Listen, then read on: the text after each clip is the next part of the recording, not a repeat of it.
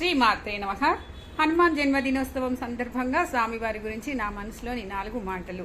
ఆంజనేయ మా దైవం నీవయ్యా, నీ నామం పలుకుతుంటే వేగామే రావయ్యా, నీ పూజ మేము చేస్తే భూత ప్రేత బాధలుండవు, నాగవల్లి పత్రాలతో పూజిస్తే నరఘోష మాకుండదు, శని దోషాలు తొలగించే తొలి దైవం మా హనుమాన్